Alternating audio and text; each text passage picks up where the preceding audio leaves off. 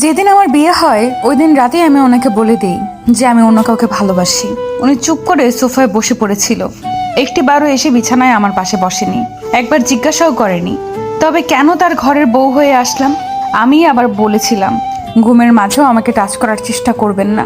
উনি মনে হয় কথাটিতে রেগে যান, উঠে এসে আমার সামনে দাঁড়ান। ওনার চোখগুলো লাল হয়ে আছে, আমি ভয় পেয়ে যাই।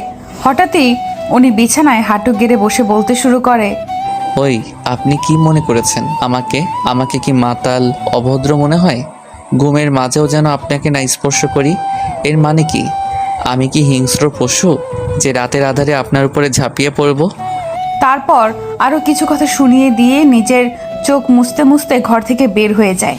আমি বিছানা ছেড়ে উঠে গিয়ে জানলা দিয়ে বারান্দার দিকে তাকাই, দেখি উনি নীরবে বসে আছেন আর একটু পর পর চোখ মুছতে ব্যস্ত। বিয়ে ঠিক হওয়ার পরে ভাবির মুখে শুনেছিলাম, ছেলেটা খুব ভালো অবন্তী, দেখো তোমাকে অনেক আগলে রাখবে, জীবনে অনেক সুখে থাকবে। তখন ভাবির কথাটা তেমন গুরুত্ব নেইনি, কিন্তু যখন ওনাকে কাঁদতে দেখি তখন ভাবতে থাকি একটা ছেলে মানুষ এইভাবে কাঁদতে পারে। আমি যতটুকু জানতাম বিয়েটা ওনার মায়ের পছন্দেই হয়েছে। হয়তো ভাবছে আমার যে ওকে পছন্দ নয় এটা যদি ওনার মা জানতে পারেন তবে খুবই কষ্ট পাবেন। ওনার মা ব্রেন টিউমারের সাথে লড়ছিল, কবে মারা যায় কোনো ঠিক নেই, তাই সব সময় আমাকে বলতো, আমাকে আপনার পছন্দ না এটা ঠিক আছে, তবে প্লিজ যতদিন আমার মা বেঁচে আছে আমার মায়ের খেয়াল রাখবেন, কখনো মায়ের অযত্ন করবেন না।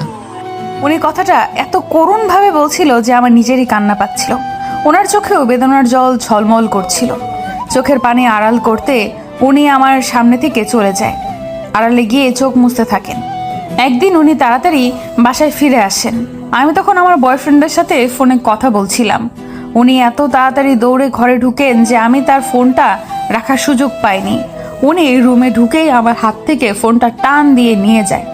তারপর স্ক্রিনে কল রানিং দেখে ফোনটা এত জোরে আছাড় দেন যে ডিসপ্লে গুঁড়ো হয়ে যায়। তারপর প্রচুর রাগে বলতে শুরু করেন, আপনার বাবা আপনাকে বিনা টাকায় এ বাড়িতে পাঠায়নি, দেনমোহরের 3 লাখ টাকা দিতে হয়েছে। বিয়ের গয়না আর অন্য খরচ বাবদ প্রায় 5 থেকে 6 লাখ টাকা খরচ হয়েছে। 12 বছরের সব জমানো ভালোবাসা আর টাকা দিয়ে তারপর আপনাকে এই বাড়িতে এনেছিলাম। এর কোনো শুকরিয়া আপনি আদায় করেছেন? কি চেয়েছিলাম আপনার কাছে?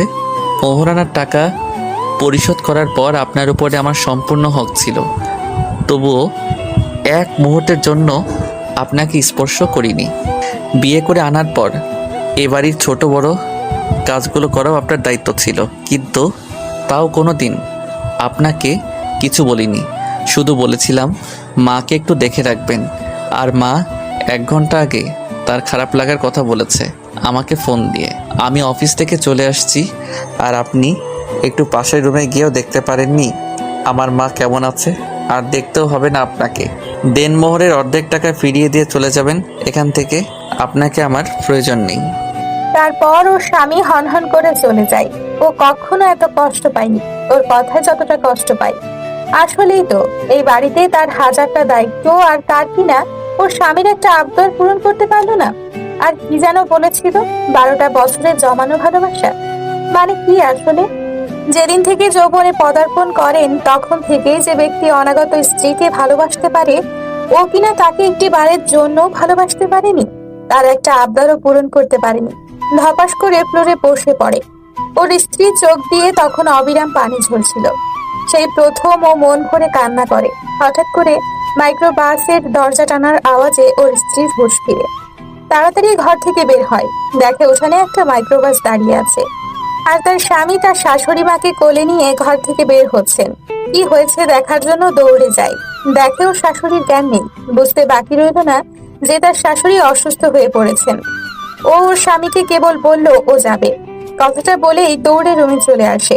তাড়াতাড়ি বোরকাটা পরে রুম থেকে বের হয়। ওর আম্মাকে গাড়ির পেছনের বড় সিটটাতে লম্বা করে শোয়ানো হয়েছে।